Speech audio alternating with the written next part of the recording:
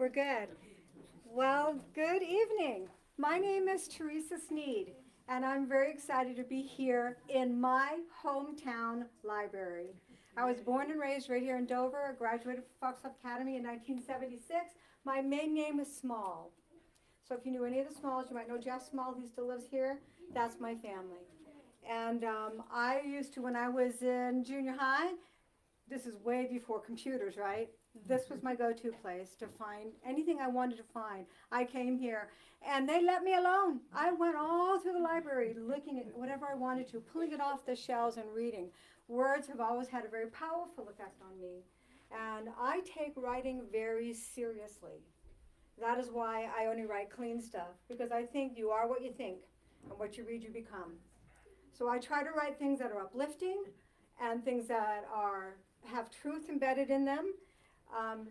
My Salem Witch Haunt series is based on primary sources, and if you get to come on Saturday night, you'll see the research that I did, because I'm the ninth great-granddaughter of Susanna Martin, and she was one of the women hanged as a witch.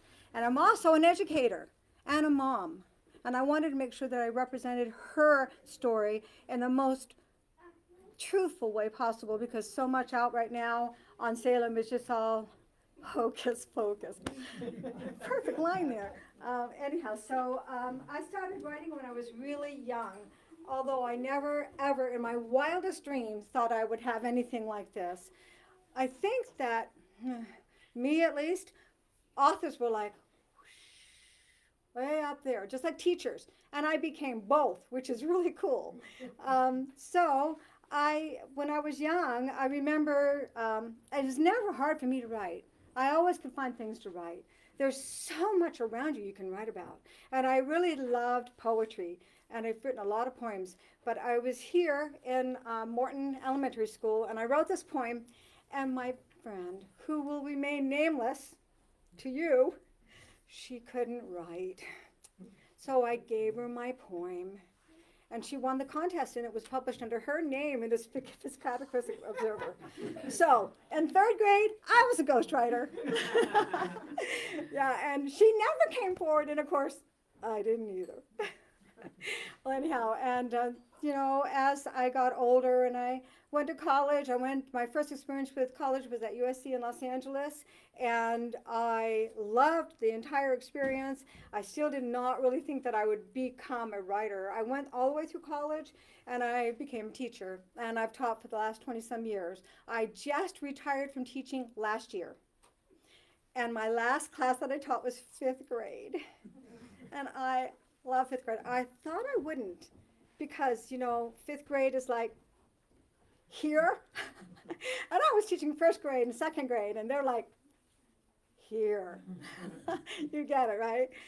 So I was really worried it was going to be really a disaster, but it turned out to be the most incredible experience that I've ever had. And my kiddos, because my books are clean, they're my greatest fans now. Yes, it's true. It is.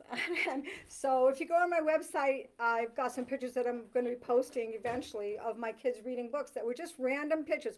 Honestly, they really were random. They actually really were random. It was a reading day, and like 3 or 4 of them had some of my books while they were reading, and so I took pictures of them.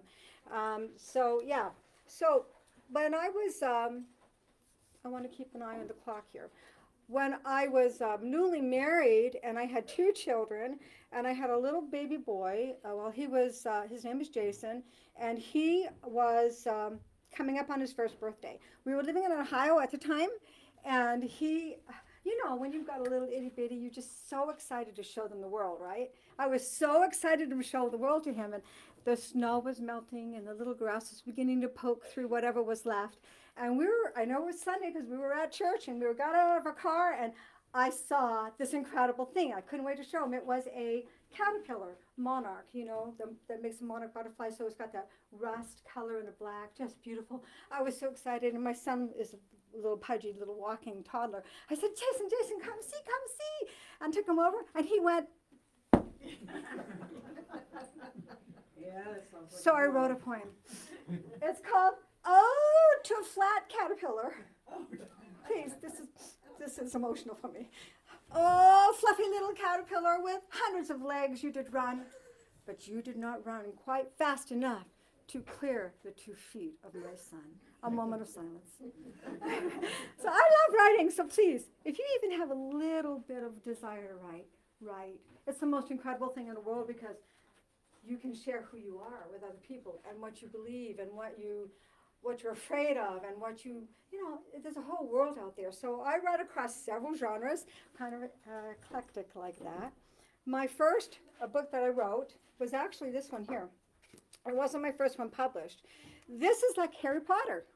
Really is. I love it because I'm a big Harry Potter fan. So this has wizards and dragons and fairies and all kinds of fun stuff. And there are 2 books out in this series. This is The Sons of Elderberry, and this is Elias of Elderberry, and this is The Wood Fairies of Australia. My current work in progress, once I get past all of the new stuff that I'm doing with marketing, because as I retired last year, now I have to actually market my books, which is horrible. It's awful. But I'm learning all these things, and so once I get that down, my 3rd book will be in this series. And I envision another 3 to 5 books in this series. And let me just quickly, I'll read you the back cover. It says, Elias Ray, a 15-year-old student at Pangos Valley High School. Yes, I'm talking Milo. I did. Okay, he's skinny, has a chipped tooth, and a bad case of acne. His favorite pastime is drawing dragons, and his room is plastered with his renditions. Tested out as a genius, he should be in college instead of high school, but he chooses to be with the only family he has ever known, his foster sister Lizzie and his best friend Jaron. Life is good, except for one thing, Brute, the meanest student at PVHS. Elias considers moving to be rid of Brute's constant bullying until one fated day when a strange boy pushes a leather pouch into his hands and then mysteriously disappears, leaving Elias to wonder who he is. Shortly thereafter, Elias discovers that the pouch contains Elasar, an ancient papyrus that can give him anything his heart desires. He isn't going to be pushed around ever again, at least not by the school bully. Come on, you love it, right? so this is Elias of Elderberry, and this, like I said, this is the 2nd one in the series, and it continues the story on. And there's, I know, at least 3 more in this. The first book that was published is this book. This is my very first book, and I was traditionally published at the time. And they published this book for me and this book for me, and then I learned all about publishing, and I went in and did it myself. So I got my rights back, and I do all of my, because I'm cheap. I'm really not cheap, I'm just poor. So I do all of my formatting, I do all of my covers, everything. But I had to teach myself how to do it. I really did. So I made all these covers. And I purchased the rights to the pictures. I purchased the rights to the fonts, and I put them together. But this is my first book that was actually published. And this is this is a series that's the dearest to my heart. It really is the dearest to my heart because it's about the spirit world that surrounds us. So, in my brain, there's a spirit world that surrounds us, kind of like the angel on one shoulder and the demon on the other kind of thing. So this is what it says on the back of this. Jonathan Stewart is not at all happy about having to return to Earth as a guardian angel, but is required of all post-mortal spirits to fulfill at least one angel guardianship. Fortunately, on the Guardian's Unlimited application, he had the good sense to request a client with early marked death status. So he believes that while his day on Earth will be most unpleasant, at least it will be short. What he doesn't know is that a spirit with EMD, early marked death status, can choose his or her time of death. Jonathan's client, Celeste Knight, has a mind of her own and refuses death at every turn, leaving him stuck as her guardian angel in a place he only wanted to forget. So that's the back cover blurb on this. And in this series right now, I have 5 books published, and it follows Jonathan and a few more characters that are put into the mix. It's kind of a really fascinating book. This book here takes place in heaven. The entire book takes place in heaven. And I've created a world that's really fun. It's really fun. It's the way I think heaven probably is. It's really a fun book.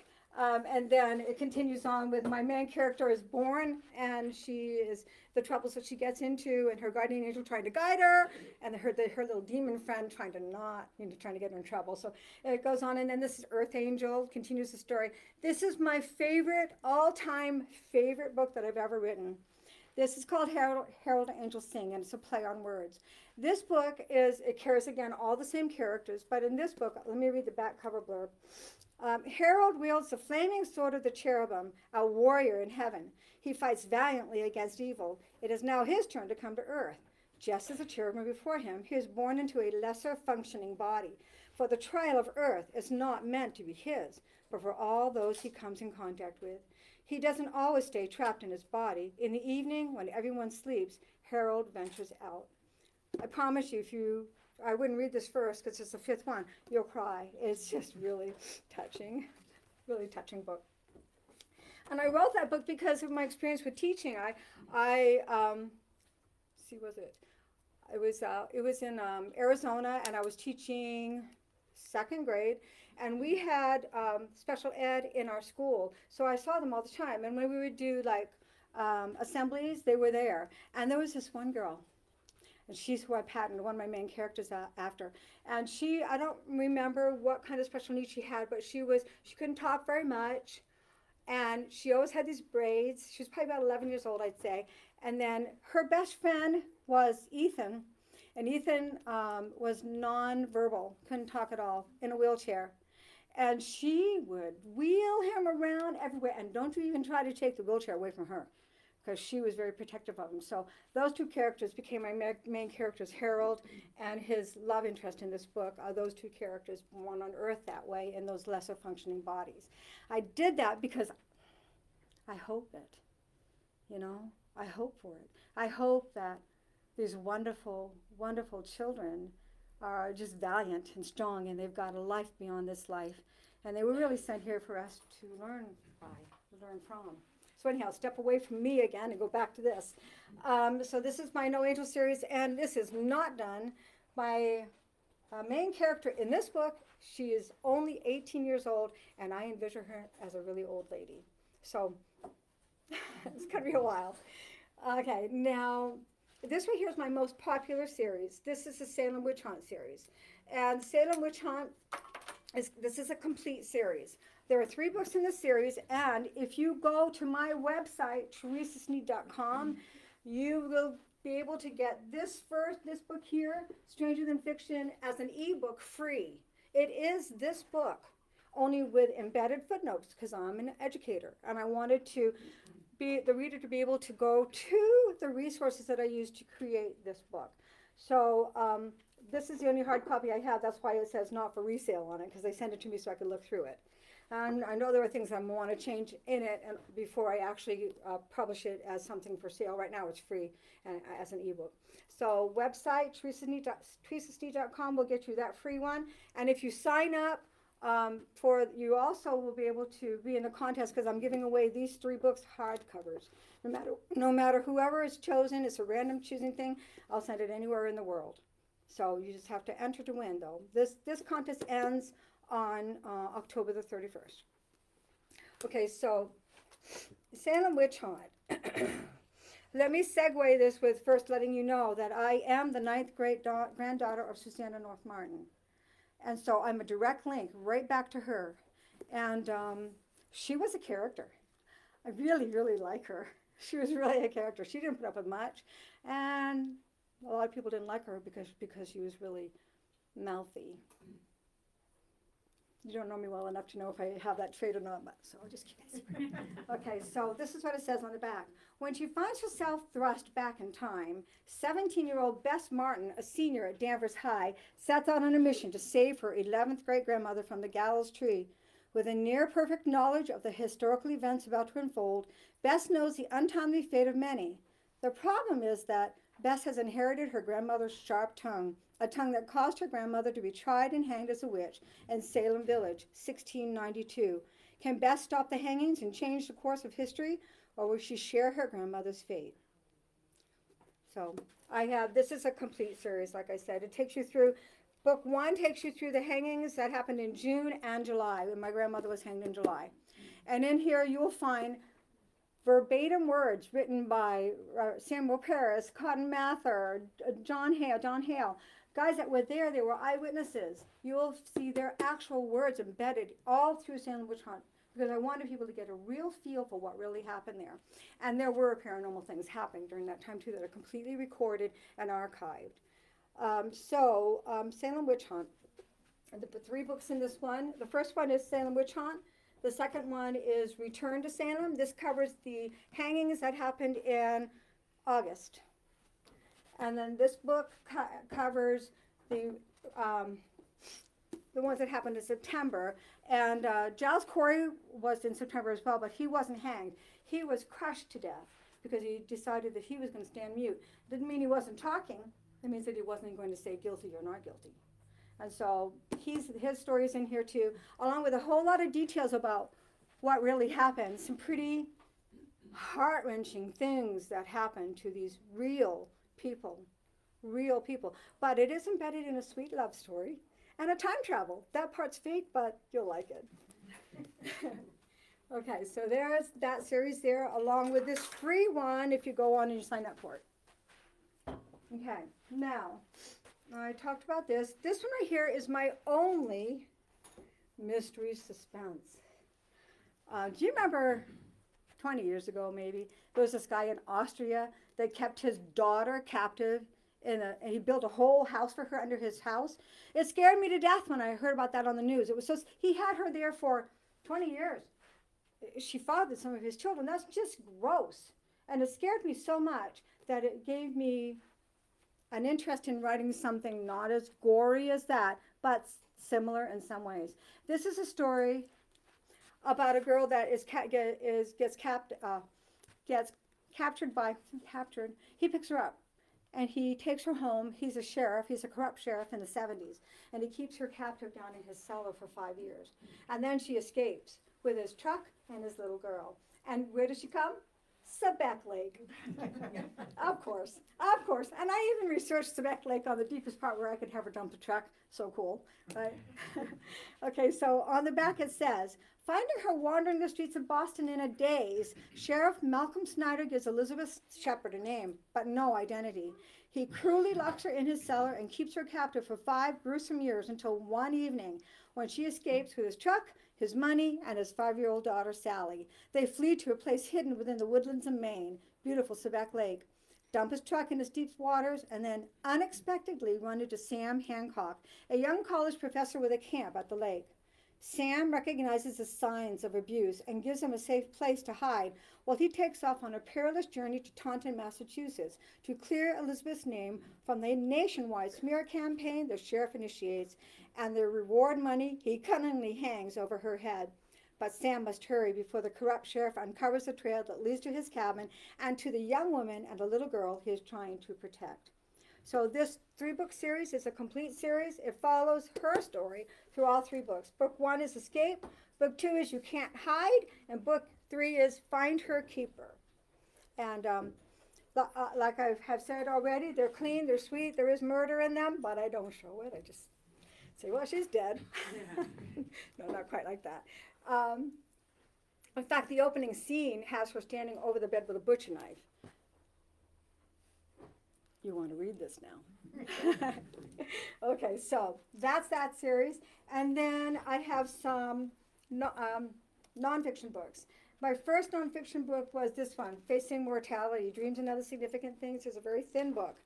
And I think one of the things that prepared me to write my No Angel series with our Guardian Angels and Demons, and my Salem Witch Hunt series, where these girls, the girls that were the accusers, they were really, they were seeing some freaky things. I think some of the things that prepared me were the paranormal experiences that I had when I was a kid growing up. I didn't ask for them, but I had them. And so I wrote about my paranormal experiences in this book. And they are true. I don't make anything up. I did see things that most people don't see. And I heard things that most people don't hear. And I'm not insane. Do you believe that? I'm not at all. Not at all. And I think that's why it's such a good thing for me, because I've experienced some of these things, I know that there can be confusion with why am I doing this? Am I this and this and that? You just got to be real about yourself and go, no. And that's, that's what it is. So these are experiences. This also has some other experiences that help to form who I am, experiences that tell a little bit about who I am. This right here is So You Want to Write. I would have people write to me, call me, stop me on the street and say, how did you write your book? And so I kept putting things on my website about writing. And then finally I went, why don't I just put it in a book? So I put all it in this book right here. Very thin books. If you want to learn how to write, it's called So You Want to Write, A Guide to Writing Your First Book. It takes you through setting up your writing sanctuary, scheduling consistent time to write, beginning an ideas page or folder, brainstorming ideas, storyboarding, which I do a lot of storyboarding, developing your writing, finding beta readers, starting a new writing project, revising and editing your manuscript, hiring a professional editor, revise and edit again, formatting your book, creating your cover, publishing your book, and marketing. Marketing is like one page. I'm going to have to add to that once I really know how to market. And then this last one is fantastic covers and how to make them. And this walks you through all of these covers. Well, not all of them, but it shows you how I purchased the rights to these pictures. And then I made these covers. This one over here is probably my best example. Is this a stunning cover? I think it's stunning. Of course, somebody that really knows how to do it can do a much better job. But I took this. This is one image here, and she had some of this in the background, but not all of it. This is 2 images, 3, 4 separate images. And so what I did was I cut some of the plants off here, brought them around, put them on the top to make it more of a thing, or a surrounding. And then I was showing this picture to my daughter, and she said, Mom, she doesn't have any clothes on. I went, I looked at it and, all she had was the boots, and she had the gloves, and she had maybe little shorts, but nothing else. So I went on YouTube, which is my best friend, and I typed in, okay, YouTube, and GIMP, because I use, like I said, I'm not really cheap, but I don't like to spend money. GIMP is a free program. I did this on GIMP, and so I typed in YouTube, GIMP, how do I shade? And I walked it through, and I pause this, go back, pause it, go back, until I learned how to create the color, to create the sleeves. She didn't have any sleeves, and I did the shading on it as well. And then I also learned how, these pictures here, like this one right here, in the real picture, there's a bird cage, and she's putting like dust on the bird. So I had to get rid of the bird cage and just isolate her, and then I drug her up here. I made her really small, because in my book, when they're in botany classes, they shrink down and they fly. But when they're not, they're big like she is. Sorry, it's true. And then this picture over here, this one right here, I'm trying to remember I can't remember exactly what was around this one, but I did the same thing. I isolated her, shrunk her down, and I put her on these flowers. And this one here, she didn't have any pants on. So I took a shirt, and I made pants out of her shirt. I did, and I turned them around and put them on, because clean books, guys. I'm an educator, I'm a mom, I'm a grandma, and I didn't want anything with my readers going, oh, I don't care what the book is, I like the cover. Yeah, so I love making covers. Actually, that's not true. I like the finished product. And so that's kind of me in a nutshell. And do you have any questions? Oh, wait, let me show you this last one here. This one here, I got some help with it. I did most of this cover. This is the Escape series. But my son-in-law, who actually knows how to do things, he did this picture of a sheriff, and he curved it. See, I don't know that stuff yet. He curved it to go in her eyes. So if you look really closely, you can see the sheriff looking at her. Isn't that really cool? Yeah. But I did this. I bought this image, and with this one, the bricks in her eye was the only thing there. I took the bricks, I cut them, I flipped them around, and I made it so they were like she was inside something. So yeah, you can see the sheriff in her eye right there. Yeah, I wish I could take claim to that, but I can't. Yeah. So hi, how about you with that here? This is one salt. Yeah. It's pretty neat. Okay. All right, so now, do you have any questions for me? I will tell you that I have all of these books here, and on Amazon. They're on Amazon. They're in 3 forms. You can get them as paperbacks, hardback, and ebook. Okay, the ebook, the hardback and the paperback are not very much different in cost because I just couldn't do that. It's just like, no, that's okay. I'm not going to jack the price up for a hardcover. But the ebooks, of course, are a lot cheaper. They're like $4.99, I think. On Amazon, these books are about $18, $19, I think. They're paperbacks, and the hardcovers are maybe $1 or $2 more. But when I do book signings, because I get a special rate on my books, I knock the price down. So today, if you want any of these books, I have them here, and they're only $12. So now do I have any questions? I can drink some water. How long have you been published? How long have I been published? Yeah, when did you first start publishing? I think it was, I'm thinking 2009. 2009, yeah. And I wrote most of the stuff when I was a full-time teacher. And as a full-time teacher, I could put out 2 to 3 books a year. Now, as a retired teacher, I haven't written anything because I'm so involved in learning the fine art of marketing. Because if you want to be successful, people have to know who you are.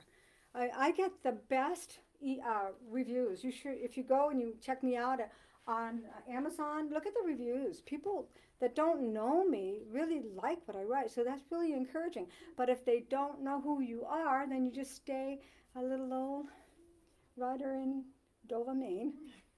Yeah, so I had to learn how to market. I'm learning how to do that right now. So do we have any writers in the room? Yay! What do you write? Fantasy. Say it again, fantasy? Okay, and how far along are you with your fantasy? I've been hopping around. I'm still trying to get a solid Remember idea. the hard of hearing? No, I'm jumping around ideas. I haven't found a solid one yet. Oh, I'm glad you said that. Let me tell you what I do. Like with all of these books here, I've done it with all of them. I sit down and I go, blah, blah, blah, blah, blah, blah, blah, blah, blah, and I get a paragraph or two. Then I ask this question, what if? What if, blah, blah, blah, blah, blah, blah, blah, blah. What if, blah, blah, blah, blah, blah, blah, blah, blah.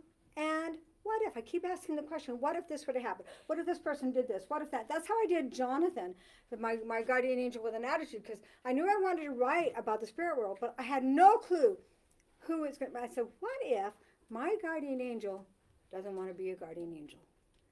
And then my brain went, whoo, that's it. And I started writing. I usually have about 4 pages of notes to start brainstorming notes. And then I go through and I cross out, save, cross out, save. And you won't believe, don't go into writing thinking, I don't know where my book is going, so therefore I'm not a writer. I got to tell you, as a writer, you never know where those characters are going to take you. And you will be blown away when all of a sudden you're going, I wrote a red herring about this at the beginning of the book, and I had no idea that it was a red herring. So a red herring is like information that you use later on in your writing process, and you're going, it fits in so perfectly. So it's just the most incredible thing. I wish you the best. I'm going to tell you, don't give up. Don't give up. So. And I also read most of your Salem Witch Haunt, and I really loved them, and I actually wanted to get some inspiration from that. And I also need the 3rd book because I wasn't able to get it last time. You've already read my books? Yes.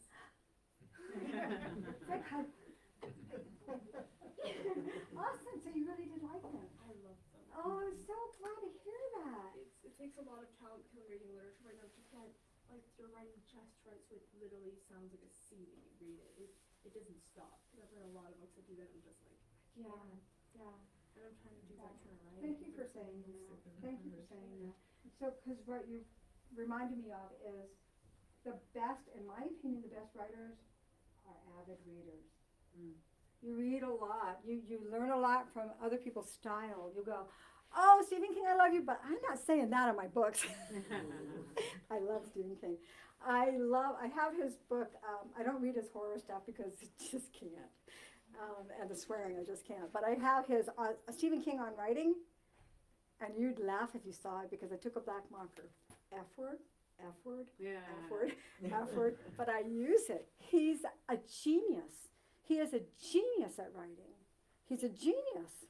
So yeah, yeah, so the best, yeah, I think if you want to be a really good writer, keep reading, keep reading. So does anybody else have any questions or anything? More chocolate up here. Okay, so I'll be at the Center Theater on Saturday night, and I will be presenting my research on Salem. And I've got a lot of things that are just the most incredible things. I have really come to love these people in Salem, from Salem. I really come to love them. And I think that when I was beginning my journey with Salem, first of all, I didn't even know that Susanna Martin was my grandmother. I would have so used that in high school. I didn't know she was my grandmother until about 7 years ago, and I was visiting my brother Jeff and my sister Joanne. She sent me a message. She said, "Hey, we're related to Susanna Martin." I went, "Oh, I'm going to write something." And I sat down at the computer and I went, like one paragraph, nothing. I couldn't think of I couldn't think of anything else. Do you know why? Because I wasn't ready. Salem Witch Haunt has, in this book here, the Stranger Than Fiction, I think it's 115 footnotes where I went to the primary sources to pull in the real information. There's no way I could write Salem Witch Haunt without having that kind of knowledge and background. I wanted, like I said before, I wanted to really represent those people in a fair way. Now, some of you know, you may have even been taught with Salem through Arthur Miller's The Crucible. So he was a great playwright. He really was. A wonderful man, I'm sure. But he used something called literary license, which means he could write about anybody that long ago and change the facts. So if you've ever seen The Crucible, in The Crucible, he presents Abigail Williams and Betty Paris. Abigail Williams is one. Abigail Williams and John Proctor as having an affair. That never happened. But that's the whole premise of The Crucible. It's the whole premise that she had a jilted love affair and then she took his money and ran away. That never happened. Abigail Williams was orphaned, and she went to live with her great aunt, and she. Actually, no, that's Betty Hubbard. She went to live with the Paris family because because Betty is her cousin. And she was only 11 years old. And John Proctor was in his 60s. Sorry, guys, I'm 65. Oh, I just said that. Grace. I don't mind being 65 at all. I love my life. So good for him. Good for him, except high school students all over this nation are being taught that Salem is a totally different thing than it was. There were so many things happening in Salem that were because of the Puritans' mindset, their belief system, and because there's a lot of hysteria going on, and it just kept building. But come on Saturday night, I've got a full PowerPoint thing and some videos that I made, and it's going to be, I think, pretty interesting. So, anybody here graduate from Pacific Academy? Me too, 76. Yeah, I did. My mom and dad, my dad and mom are from Charleston, Maine. So, and they both have passed away. So, my family, I go way back to Francis Small and Edward Small, like back in, really long time ago. And Francis Small was actually, Francis Small, or maybe it was Edward, I think it was Francis. He actually was friends with the Indian tribe that was in his little area there. And they owed him money, and so the chief deeded him all of York County. Where's my inheritance? That's my question. Where is it today? He deeded him all of York County, and then he found out that the other men in his tribe were pretty upset about it, and they were going to kill my grandfather. So he went and warned my grandfather. My grandfather took his family outside the cabin and watched as they burned their cabin down. So he owned quite a lot of land, but that was a long time ago. So I have him embedded in, not that story, but he was a trader. And that's how he was so friendly with the Indians. He was a trader, and he actually founded Kittery, Maine, and Elliott, Maine, and Casco Bay. So I have him in my book too. It's really fun to be able to put your family members and some of their real life in it. So, okay, so you have to have some questions. Yes, you can. Can we buy these books now? Yes, when we're done with questions, absolutely. And also would you be willing to sign them? Pardon? Sign them? That's the best part. Yes. It's funny you just mentioned aliens and so on. I was wondering about George Burroughs. Yes, George Burroughs. That's my, now it's my understanding that he actually lived in Maine and they called him back to Salem from. Oh, George Burroughs actually, he actually was a minister in Falmouth, Maine. And then his wife died, and he went to, I think it was Salem Village, because they heard that they needed a minister. A lot of crazy things were happening in Salem Village. And they were bickering with each other, they were backbiting, it was just really an I awful understand that it was mess. a hard place to be. It was a hard place for a They minister. went through it. They actually got rid of the minister before him, for the same reasons. There was a bickering between the citizens of that town. And so George Burroughs, he went into that situation. Now, the parish wasn't built then, so he stayed with John and, can't remember his wife's name, I don't have my notes in front of me, Putnam. And that's when his wife died, and he couldn't afford a funeral, and so he borrowed money from John Putnam to pay for it. And in the meantime, a couple of years went by. The people of the parish are not paying his wages. He's got to go. And he went to, first of all, to Salem because he was caught in the Indian raid in Maine. The Wampa, I don't have my notes with me, starts with a W. And he actually, Mercy Lewis, who was one of the key players in Salem, she was one of the girls that was accusing, he took her with him and some other refugees to Salem Village, and he actually made her his servant girl. And she's one of the girls that accused him as being a witch. So George Burroughs, yeah, he was an interesting guy. He was very secretive. He was reported to have been super strong, almost like superhuman strong. And he was a big guy. He was a big guy. and he was not very nice to his wives. He had a couple wives that died, and there were some neighbors that reported that he wouldn't let his one wife write to her dad. And then he himself told, I think, one of the Putnams, that he made his second wife, sign a contract that she wouldn't reveal any of his secrets. So is this not interesting stuff? It's really interesting stuff. Was he a witch? I don't think so. But I think he was just a... What denomination minister? Pardon? What denomination of minister? Oh, that's a really good Puritan denomination. Puritan? Okay, I mean, he was a Puritan. Yes, he was Puritan. Yeah, I'll have to look now. See, I'm going to have to look that up. I'm going to have to look that up. But it was a church in Salem, so I'm thinking that's pure Puritan. There were very few Catholics. They really shunned the Catholics. That's the whole Anne Glover thing back in 1688, I think it was. And she couldn't even speak very much English at all, and she spoke Irish. And so I don't know if you've heard of her, she was the last person hanged in Boston, not Salem, but in Boston. And she couldn't even speak very much English, and so everything was broken, and they wanted her to recite the Lord's Prayer in English. That's insane. That's insane. But anyhow, so I'm going to wrap it up now so we have time, because I know you want to close at 7. I appreciate you coming so very much. I live here now. We were living in Arizona for a long time, but I do live here now, and I hope that I'll get to do more things around town, and look for me. I'm going to do the Whoopie Pie Festival this year. So, okay, so thank you for coming, and if you want any of the books, just let me know.